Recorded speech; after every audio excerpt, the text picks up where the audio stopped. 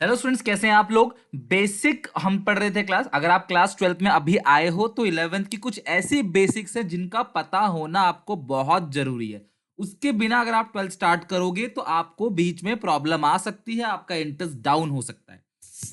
तो मैंने पहली क्लास के अंदर आपको बेसिक की पहली क्लास के अंदर बताया था assets, current asset, current liability, और उसके बाद आपने non current asset, non current liability, सब मैंने आपको डिटेल में समझा दिया था। कैलेंडर ईयर जो 1 जनवरी से लेकर 31 दिसंबर तक चलता है, फाइनेंशियल ईयर जो 1 अप्रैल से 31 मार्च तक चलता है। तो आज बेसिक की पार्ट 2 है और मैं 5 वीडियोस बनाने वाला हूं क्लास 15 टू 20 मिनट्स के बेसिक के ऊपर। और इन 5 के 5 वीडियोस की प्लेलिस्ट में आपको मिल जाएगा। और अगर आप इन पांचों वीडियोस को देख लेते हो, यकीन मानो आपका बेस इतना स्ट्रांग हो जाएगा। आपने 11th में क्या पढ़ा, क्या नहीं पढ़ा, कितना आता है कितना नहीं, लेकिन 12th में आपको प्रॉब्लम नहीं आने वाली है, इसकी मेरी गारंटी है। तो स्टार्ट करते हैं पार्ट 2। आज हम कुछ टर्म्स के बारे में पढ़ेंगे। हालांकि बहुत सारी चीजें आपको पता भी होंगी, लेकिन काफी सारी ऐसी चीजें हैं जो बहुत जरूरी है और आपको क्लियरली उसका मीनिंग नहीं पता होता। इतना जरूर आपको पता होना चाहिए कि आने वाला टाइम में कोई टीचर आपसे चलते हैं पूछ ले या उसके रिगार्डिंग कोई टॉपिक पढ़ाए या उस वर्ड को यूज करे तो आपको उसका मतलब दिमाग में क्लिक कर जाना चाहिए। सबसे पहले कैपिटल होता क्या है? पूंजी, money invested in business. Business को शुरू करने के लिए जो पैसा लगाया गया है मालिक द्वारा, ओनर द्वारा, दैट इज कॉल्ड कैपिटल। और मैं बता दूं क्लास, अगर कंपनी में यही पैसा लगाया जाता है तो उसको बोलते हैं शेयर कैपिटल। अगर ये पैसा कंपनी में लगाया जा रहा है शेयर होल्डर्स द्वारा, कंपनी के जो मालिक होते हैं वो शेयर होल्डर्स होते हैं, तो उनके द्वारा जो पैसा लगाया गया बिजनेस को शुरू करने में, दैट इज कॉल्ड कैपिटल। जरूरी नहीं है कि इसे साल के शुरू में ही लगाया जाता है, साल के बीच में अगर आप ये पैसा लगाते हो तो उसको हम लोग बोलते हैं एडिशनल कैपिटल। क्या कहते हैं क्लास? Additional capital. साल के शुरू की जो कैपिटल होती है उसे बेसिकली हम लोग बोलते हैं ओपनिंग कैपिटल। साल के एंड की जो कैपिटल होती है उसे हम लोग बोलते हैं क्लोजिंग कैपिटल। तो आपको ओपनिंग कैपिटल से क्लोजिंग कैपिटल निकालना भी आना चाहिए और क्लोजिंग कैपिटल से ओपनिंग कैपिटल निकालना भी आना चाहिए, जो हम लोग अगले पार्ट में देखेंगे। ओके, चलो, कैपिटल तो क्लियर है। और ड्रॉइंग्स क्या होता है? मनी हो चाहे क्लास कोई सामान हो, आपने अपनी दुकान से पैसा या सामान निकाल लिया हो प्राइवेट यूज के लिए, पर्सनल यूज के लिए, तो उसको हम लोग बोलते हैं drawings. Come to receipts. Receipts क्या होते हैं? देखो, जो पैसा मिल गया या मिलने वाला हो, दोनों ध्यान रखना। अमाउंट रिसीव्ड और रिसीवेबल। अब पैसा मिल गया या मिलने वाला हो तो कैसे मिलेगा क्लास? आप चाहे सामान बेच रहे हो, चाहे असेट बेच रहे हो, चाहे कोई सर्विस आप रेंडर्ड कर रहे हो, तो उससे मैंने कोई सर्विस दी, मैं आपको पढ़ाता हूं, मान लो आपसे फीस ली, तो ये मैंने सर्विस दी आपको, या फिर मैंने आपको कुछ बुक्स बेची, सामान बेचा, या मैंने अपनी फर्नीचर वगैरह कुछ आपको बेच दिया और बदले में आपसे पैसा ले लिया, या आप कह रहे हो ठीक है हम 3 महीने में दे देंगे, वो सारी चीजें क्या कहलाएंगी? रिसीट्स। ये बहुत इंपॉर्टेंट है क्लास। यहाँ पे आप जो पहला चैप्टर ही पढ़ोगे ना, जब not for profit organisation class 12th का, तो उसमें आपको ये दोनों चीजों का यूज होगा, तो ध्यान समझना। Receipts are of two types, revenue receipts और कैपिटल रिसीट। बेसिकली अभी जो आपको पढ़ना है रेवेन्यू रिसीट्स और कैपिटल रिसीट। मेरी बात ध्यान समझना। रेवेन्यू रिसीट्स वो रिसीट है जो आपके नॉर्मल कोर्स ऑफ बिजनेस में, डेली लाइफ में, डे टू डे रूटीन में आपको पैसा मिलता है, चाहे आपको इंटरेस्ट मिल रहा है, चाहे आपको सेल कर रहे हो उससे कुछ पैसा आ रहा है। आमतौर पे जो पैसा रेगुलर बेसिस पे मिलता है आपको, वो आपकी प्रॉफिट एंड लॉस अकाउंट में क्रेडिट साइड चला जाता है, आपकी income side. Profit and loss account बनाते हो ना, तो वो आपको हर साल मिलता है, तो आपकी इनकम है, पर्टिकुलर टाइम पे मिलता ही रहता है, तो आपकी इनकम है। लेकिन जो कैपिटल रिसीट्स होता है, जो कैपिटल रिसीट्स है, वो क्लास नॉन रैकरिंग नेचर है, बार बार होने वाला रिसीट नहीं है। कभी कभी फिक्स असेट आपने बेच दिया, आपने मशीन पुरानी हो गई, बिल्डिंग पुरानी हो गई, आप उसे बेच रहे हो, तो ये आपकी रोजमर्रा की जिंदगी में नहीं होता है, तो ये आपकी क्या है क्लास? कैपिटल रिसीट है। आपने लोन ले लिया, इससे आपको पैसा मिला, इसको हम लोग बोलते हैं कैपिटल रिसीट। और ये चीज कहां जाती है क्लास? बैलेंस शीट में। तो आप ध्यान रखना, रेवेन्यू नेचर के जो ट्रांजेक्शन है, रेवेन्यू नेचर का मतलब क्या है? जो डे टू डे लाइफ में होता रहता है। लाइक मैं एक टीचर हूं, तो मैं पढ़ा के रेगुलर बेसिस पे जो पैसे कमा रहा हूं वो मेरा रेवेन्यू है, वो रेवेन्यू नेचर का है। लेकिन मैंने बिल्डिंग को बेच दिया अपनी किसी सिचुएशन के कारण, तो उससे मुझे पैसा मिल रहा है, वो कैपिटल रिसीट है। समझ रहे हो बात को? तो रेवेन्यू रिसीट कहां पे आता है? प्रॉफिट एंड लॉस में, क्रेडिट साइड। और कैपिटल रिसीट कहां आता है? बैलेंस शीट में। ठीक है। जो फिक्स असेट है, आप उसको बेच रहे हो, इन्वेस्टमेंट को बेच रहे हो, उससे पैसा मिल रहा है, वो कैपिटल रिसीट, क्योंकि आपका रोज का काम नहीं है वो। लेकिन सामान बेच रहे हो तो वो आपका रोज का काम है, तो वो रेवेन्यू रिसीट है। सिमिलरली एक्सपेंडिचर, अमाउंट स्पेंड, आपने खर्चा कर दिया या करने वाले हो, दैट इज लाइबिलिटी बन गई। लाइक मैंने अपनी पूरी बिल्डिंग का पेंट कराया है, लेकिन मैंने अभी तक पैसा उसको नहीं दिया है, तो ये मेरी लाइबिलिटी बन गई है, ठीक है। और खर्च कर दिया मतलब मैंने पैसा दे दिया, चाहे पैसा दे दिया हो चाहे कोई लाइबिलिटी बने। किस लिए आप पैसा दोगे? किसी एसेट को खरीदने में, किसी गुड्स को खरीदने में, या किसी की सेवा लेने में, सर्विसेज को लेने में। इसमें आपने पैसा चाहे दे दिया हो चाहे देने वाले हो, वो सारा का सारा एक्सपेंडिचर है। एक्सपेंडिचर टू टाइप्स का होता है, रेवेन्यू एक्सपेंडिचर और कैपिटल एक्सपेंडिचर। रोजमर्रा के खर्चे, सैलरी देना, इंटरेस्ट देना, रेंट देना, सामान खरीदना, उसके खर्चे रेवेन्यू एक्सपेंडिचर। और प्रॉफिट एंड लॉस अकाउंट में किस साइड जाता है? डेबिट साइड, क्योंकि ये खर्चा है। जबकि यही अगर खर्चा नॉन रैकरिंग हो, कभी कभी खर्चा हो, लाइक फिक्स एसेट को खरीदने में हो, चाहे बिल्डिंग को खरीदने में हो, चाहे इन्वेस्टमेंट को परचेज करने में हो, चाहे लोन को रीपेमेंट करने में हो, इस टाइप का कोई भी खर्चा अगर हम करते हैं बिजनेस के अंदर, तो वो नॉन रैकरिंग नेचर का है, रोजमर्रा की जिंदगी में नहीं होता वो खर्चा, ऑर्डिनरी कोर्स ऑफ बिजनेस के अंदर नहीं होती चीजें वो, that is called capital expenditure. और वो कहां जाता है? बैलेंस शीट में। जबकि रोजमर्रा की जिंदगी में जो खर्चा होता है, these are called revenue expenditure, और वो कहां जाता है? प्रॉफिट एंड लॉस अकाउंट में, डेबिट साइड। ओके, तो आपको ये जरूर पता होना चाहिए कि रेवेन्यू नेचर की चीजें पीएनएल में जाती हैं, कैपिटल नेचर की चीजें बैलेंस शीट में जाती हैं। और आपने ये चीज देखा भी होगा पीएनएल अकाउंट को बनाते वक्त क्लास 11th में सोल प्रोप्राइटरशिप की जो फाइनेंशियल स्टेटमेंट्स है उसको बनाते वक्त आपने देखा होगा कि बिल्डिंग खरीदते हो तो वो चीज कहां चली जाती है? क्लास बैलेंस शीट में। लेकिन बिल्डिंग पे जो डेप्रिसिएशन लग रहा है, उस पे सेल पे जो लॉस हुआ है, वो कहां जाता है? पीएनएल में। लेकिन बिल्डिंग की सेल कहां जाती है? बैलेंस शीट में, प्लस माइनस होता है। तो रेवेन्यू नेचर की चीज पीएनएल में, कैपिटल नेचर की चीज बैलेंस शीट में। आपको बहुत काम आने वाला है एनपीओ चैप्टर में, जिन्होंने शुरुआत किया हुआ उन्होंने देखा भी होगा। इनकम एंड एक्सपेंडिचर अकाउंट वहां बनाते हैं, वहां पे रेवेन्यू नेचर चीजें आती हैं, और बैलेंस शीट जो है उसमें जाते हैं कैपिटल नेचर की चीजें, like specific fund etcetera. Okay, चलो, रेवेन्यू नेचर क्लियर हो गया, वो रोजमर्रा की लाइफ में हो रहा है, तो रेवेन्यू है, कभी कभी होता है तो क्लास कैपिटल है। ओके, इंसिडेंटल है, अचानक से मेरी मशीन खराब हो गई, मुझे बेचना पड़ा, that is incidental, that is capital. लेकिन मशीन को रिपेयर करा रहे हो तो हमेशा होता रहेगा कई कई टाइम के बाद, that is revenue. Okay, expense क्या है? देखो सीधी सी बात है, पैसा कमाने के लिए जो भी खर्चा किया जा रहा है वो एक्सपेंस है, सिंपल सी बात है। इनकम जनरेट करने के लिए जो कॉस्ट मेंटेन किया जा रहा है वो क्लास होता है रेवेन्यू, चाहे वो कैश हो चाहे वो non cash. Sir non cash मतलब क्या होता है? कैश मतलब क्या होता है? जेब से पैसा जा रहा है तो कैश, बाहर जा रहा है पैसा तो कैश एक्सपेंस। लेकिन जेब से पैसा बाहर नहीं जा रहा, अपने आप पास ही रख रखा है, that is non cash expense. और नॉन कैश का सबसे अच्छा एग्जांपल होता है डेप्रिसिएशन। आपको पता है कि किसी एसेट को हम खरीदते हैं तो वो एक एक साल के बाद उसकी वैल्यू कम होती चली जाती है, तो हर साल उसकी वैल्यू जितनी कम होगी उतने रुपए हम अपने पास जोड़ के रखते हैं, किसी को बाहर नहीं देते पैसे, अपने पास जोड़ के रखते हैं, ताकि 5 साल बाद, मान लो मैंने 5 लाख की कोई मशीन खरीदी और ये 5 साल चलेगा, तो हर साल का खर्चा मेरा 1 लाख है। इवन डेप्रिसिएशन का फॉर्मूला भी यही है। तो ये 1 लाख रुपए जो है वो आप मेरा डेप्रिसिएशन है, और मैं हर साल 1 लाख रुपए जोड़ूंगा। 5 साल बाद मेरी मशीन कबाड़ हो जाएगी, मैं उसे बेच दूंगा, और मेरे पास 5 लाख इकट्ठा हो गया होगा, और मैं उससे नई मशीन खरीद लूंगा इजीली। और प्रॉफिट को भी सही कैलकुलेट करने में डेप्रिसिएशन का रोल होता है। तो आप ध्यान रखना कि depreciation is a non cash expense, तो वो भी हम लोग क्लास एक्सपेंस में काउंट करते हैं। आपने देखा होगा पीएनएल अकाउंट आपने जब बनाया होगा 11th में, तो डेबिट साइड आपने डेप्रिसिएशन को भी लिखा होगा, रेंट सैलरी लिखा होगा, इंटरेस्ट लिखा होगा, स्टेशनरी लिखा होगा, पोस्टेज, टेलीफोन, ऑडिट, ये सब कुछ लिखा होगा। तो ये सारे के सारे हैं एक्सपेंस, इनकम जनरेट करने के लिए जो किया जाता है। बेटा अब मैंने आपको ये चीज पिछले क्लास में बता दी थी, और मैं आज दूसरी क्लास में भी इसको क्यों बता रहा हूँ, क्योंकि इट्स रियली वेरी इंपॉर्टेंट, आपको बहुत काम आएगा। प्रीपेड एक्सपेंस, आपने देखो जो ये एक्सपेंस है ये पीएनएल में आता है डेबिट साइड, क्योंकि ये खर्चा है। लेकिन प्रीपेड एक्सपेंस असेट है, आपने अगले साल का खर्चा आज कर दिया है तो वो आपके लिए असेट है। आउटस्टैंडिंग एक्सपेंस, आपने यार पिछले साल का खर्चा भी अब तक पे नहीं किया है, आउटस्टैंडिंग मतलब इस साल का खर्चा है, मुझे इसी साल पे करना था लेकिन मैंने इस साल पे नहीं किया, तो वो हमारे लिए करंट लायबिलिटी। तो बेटा भूलना मत, आउटस्टैंडिंग एक्सपेंस करंट लायबिलिटी है, प्रीपेड एक्सपेंस करंट असेट है, और नॉर्मल एक्सपेंस तो एक्सपेंस है, वो पीएनएल में जाएगा। तो prepaid expense asset, outstanding expense liability, और नॉर्मल एक्सपेंस जाता है पीएनएल में डेबिट साइड।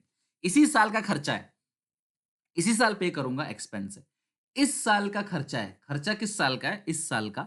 लेकिन उस खर्चे की जो पेमेंट है वो मैं अगले साल करूंगा, आउटस्टैंडिंग। अगले साल का खर्चे की मैंने आज ही पेमेंट कर दी, तो वो प्रीपेड है, वो असेट है, मैं टेंशन फ्री हूं यार, मैं अगले साल खर्चा आज ही कर चुका हूं। लेकिन यार हमने अब तक किराया नहीं भरा पिछले साल का भी, तो वो टेंशन है, लाइबिलिटी है, तो आउटस्टैंडिंग एक्सपेंस लाइबिलिटी है, ये बिल्कुल मत भूलना प्लीज।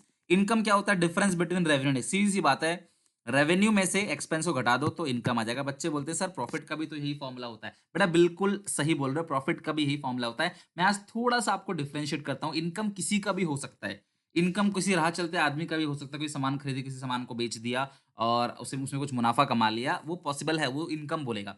लेकिन प्रॉफिट वर्ड वही यूज करता है जो कोई ना कोई बिजनेस चला रहा हो। तो अगर कोई बिजनेस चला रहा है, रेगुलर बेसिस पे वो बिजनेस करता है, उसका ऑपरेटिंग नेचर का काम ही वही है। ऑपरेटिंग मतलब क्या है कि उसका काम ही यही है। लाइक मैं पैसे दो तरीके से कमाता हूँ, मैं पैसे पढ़ाकर कमाता हूँ तो मेरे ऑपरेटिंग नेचर का है, लेकिन मैंने बैंक में एफडी करा रखी है, मुझे वहां से भी पैसा आता है। तो वहाँ से भी मुझे ब्याज मिलता है, ठीक है? या फिर मेरी कोई बिल्डिंग है, मुझे वहाँ से रेंट मिलता है, तो वो मेरी नॉन ऑपरेटिंग एक्टिविटी हो गई। तो ऑपरेटिंग एक्टिविटी कौन-सी होती है? जो आपका काम है, जो आप काम हमेशा करते हो, जो आपके बिज़नेस का मेन पर्पज़ है, मेरा पढ़ाना है, ट्यूशन लेना है, उससे मेरे को पैसा मिल रहा है ऑपरेटिंग, लेकिन मैंने कहीं बिल्डिंग बना रखी है, मुझे उससे रेंट मिल रहा है, वो नॉन ऑपरेटिंग है। तो बेसिकली अपने ऑपरेटिंग एक्टिविटी से जो पैसा कमा रहे हो अपने बिज़नेस में, वो प्रॉफिट है। और इनकम तो नॉर्मली कोई भी वर्ड यूज़ कर सकता है, नॉन बिज़नेस पर्सन भी, रेवेन्यू माइनस एक्सपेंस आ गया आपका इनकम। अब इनकम अगर आपने अक्रूड इनकम, इनकम तो नॉर्मली कहाँ जाता है? पी-एंड-एल में जाता है क्रेडिट साइड। लेकिन जो अक्रूड इनकम है, वो आपके लिए क्लास असेट है। ध्यान रखना अक्रूड इनकम। क्यों? इसको हम लोग बोलते हैं earn but not receive. Accrued income, अगर आप इसे आउटस्टैंडिंग इनकम बोलोगे तो भी कोई प्रॉब्लम नहीं है। बस आउटस्टैंडिंग वर्ड जो है, हम लायबिलिटी के लिए यूज़ करते हैं। लेकिन बोल दोगे तो भी कोई दिक्कत नहीं, गलत नहीं होगा, ठीक है?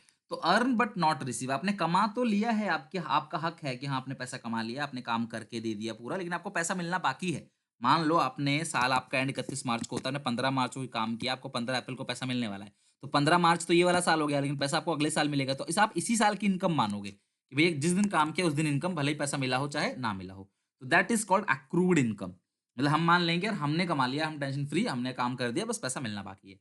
और एडवांस इनकम का मतलब क्या है बेटा? काम नहीं किया और पहले ही पैसा ले लिया, तो ये लायबिलिटी है।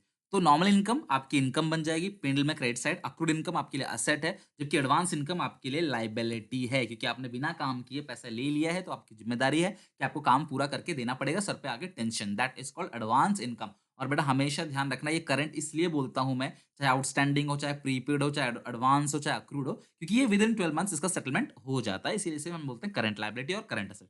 तो एडवांस इनकम आपके लिए लायबिलिटी होता है, एडवांस मिल गया लायबिलिटी, और अब तक मिला नहीं, आपने काम पूरा कर दिया है, तो आपके लिए एसेट है। प्रॉफिट मैंने बता दिया क्लास। ग्रॉस प्रॉफिट क्या होता है, नेट प्रॉफिट क्या होता है? जब हम किसी भी डायरेक्ट एक्सपेंस को माइनस करते हैं। लाइक मैं एक दुकान में गया, मैंने बोला भाई जीन्स कितने की है? तो वो कहता है जीन्स जी है 2500 रुपए की। मैं बोला यार यही जीन्स तो दिल्ली में मिल रहा है 1200 रुपए का, तो तुम तो 1300 रुपए का मुनाफा कमा रहे हो। तो ये प्रॉफिट उसका ग्रॉस प्रॉफिट है। यानी वो माल ला रहा है 2500 का, बेच रहा है सॉरी, माल ला रहा है 1200 का, बेच रहा है 2500 का, तो 1300 रुपए मुनाफा कमाया। वो क्या है क्लास? आपका ग्रॉस प्रॉफिट है। लेकिन वो मुझे समझाता भाई देखो, मैं 2500 का बेच रहा हूँ, आपको 1200 का ला रहा हूँ, लेकिन मेरा खर्चा सिर्फ और सिर्फ 1200 नहीं है, मुझे इस बिल्डिंग का रेंट भी देना पड़ता है, जहाँ इस शोरूम का मुझे रेंट देना पड़ता है, बिजली का बिल देना पड़ता है, 2 वर्कर मेरे पास काम कर रहे हैं, उनकी सैलरी देनी पड़ती है। आप यहाँ से पानी पीते हो, वाटर खर्चा है, चाहे बिजली का बिल देना पड़ता है। इसके अलावा भी बहुत सारे खर्चे हैं, प्रिंटिंग है, मशीनरी है, पैकिंग का खर्चा है, मेरे ट्रांसपोर्टेशन का, मैं उधर से लेके आता हूँ, आपके घर पहुँचाता हूँ, और भी ऐसी बहुत सारी चीज़ें हैं, खर्चे जो होते हैं मेरे, और वो सब कुछ काट के मुझे सिर्फ 700 रुपए एक जीन्स पे बचता है। तो बेटा ये 700 रुपए जो है उसका क्या है? Net profit. यानी कि इसको बोलते हैं नेट प्रॉफिट। सारे खर्चे जब माइनस कर देंगे रेवेन्यू में से, सेल्स में से, तो जो बचेगा वो नेट प्रॉफिट है, सब कुछ काट कूट के। और अगर हम सिर्फ घटा दें रेवेन्यू में से, डायरेक्ट कॉस्ट को घटा देंगे, परचेज को घटा देंगे, तो आ जाएगा आपका क्या? Gross profit. ठीक है, तो हम जो लेते हैं वो क्या होता है? Net profit. और पीएनएल अकाउंट में नेट प्रॉफिट ही आता है। तो सर गेन क्या है? गेन भी प्रॉफिट ही है, लेकिन इर्रेगुलर नेचर का। लाइक मेरी बिल्डिंग जो है पुरानी हो गई, मैंने उसे बेचा, या मैंने अपनी इन्वेस्टमेंट को बेचा, उससे मुझे कुछ फायदा हो गया, तो उसको प्रॉफिट वर्ड नहीं देंगे। क्यों? क्या वो रेगुलर काम है? प्रॉफिट मैंने क्या कहा? जहां पर रेगुलर एक्टिविटी होती है, आपकी ऑपरेटिंग एक्टिविटी होती है। क्या बिल्डिंग बेचना आपका रेगुलर नेचर ऑफ बिजनेस है?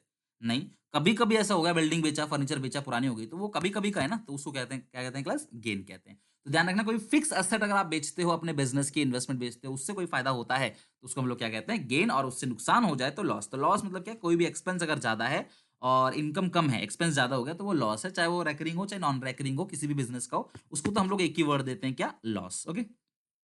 अच्छा, कई बच्चों को ये नहीं पता होता कि परचेज़ रिटर्न का दूसरा नाम 12th में कई बार यूज़ होता है, परचेज़ रिटर्न, पता ही नहीं नाम कहाँ पे यूज़ हो, परचेज़ रिटर्न क्या बोलते हैं? तो ध्यान रखना, परचेज़ किया, सामान अंदर आया, वापस कर दिया, सामान बाहर चला गया, बाहर का मतलब आउट, तो परचेज़ रिटर्न का मतलब आउटवर्ड।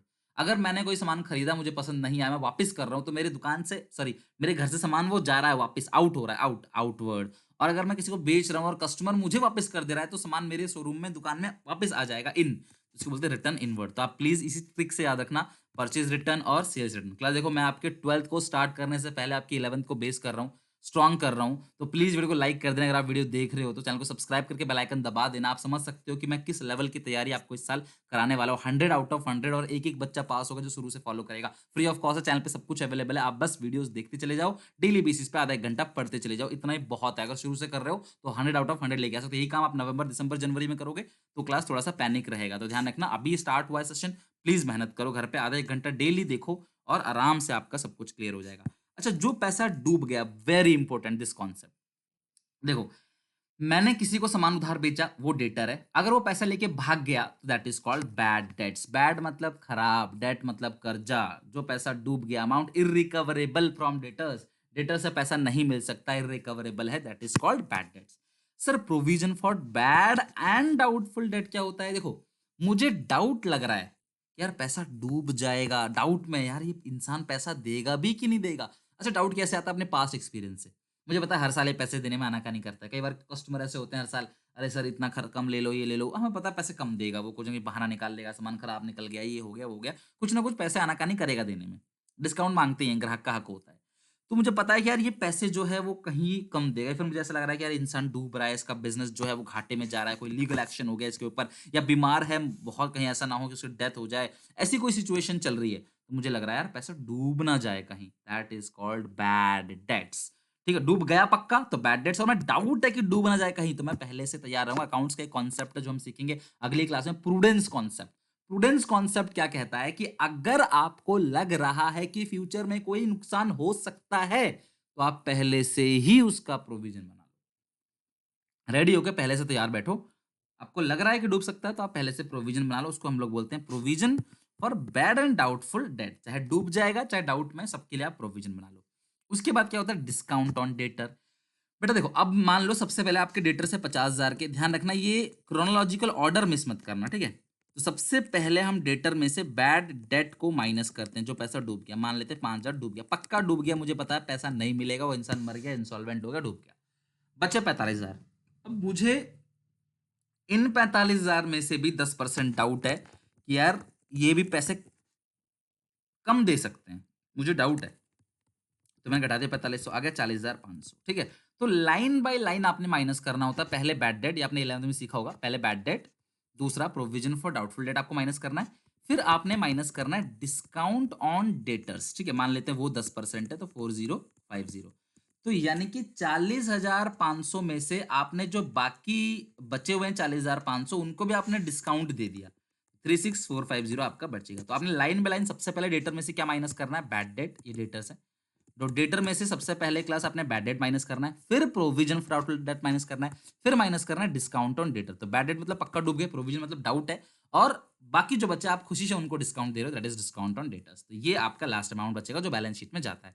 तो इन तीनों का मतलब क्लियर हो गया। पहले जो डूब गए, देखो जो पक्का डूब गए उन पे क्या डाउट है, वो तो डूब ही गए, तो उन्हें निकाल दो। बाकी जो बच्चे उन पे डाउट है उन्हें निकाल दो, फिर जो बचे क्लास उसे डिस्काउंट दे दो आप। तो लाइन बाय लाइन आपने ये काम करना होता है, ठीक है? आप ये पक्का तो नहीं डूबेंगे, क्या पता जो पैसा डूब गया वो पहले जो डूब गया था वो आपको वापस मिल जाए, तो उसे क्या बोलते हैं? Bad debt recover. अगर आपने किसी को उधार दिया, वो डूब गया, आपने उसका नाम काट दिया डेटर में से, इसको डेटर रिटर्न ऑफ बोलते हैं, आपने पढ़ा होगा bad debts return of. Return of का मतलब क्या? आपने उसका नाम हटा दिया, छोड़ यार मर जान दे, नहीं मिलेगा पैसा, छोड़ो जाओ। और लेकिन फिर भी आपको 2 साल बाद वो इंसान कुछ पैसे दे देता है, तो उसको बोलते हैं बैड डेट रिकवर। क्या बोलते हैं? Bad debt recover. ओके, तो आपने पहले घटाना बैड डेट, फिर प्रोविजन, फिर डिस्काउंट।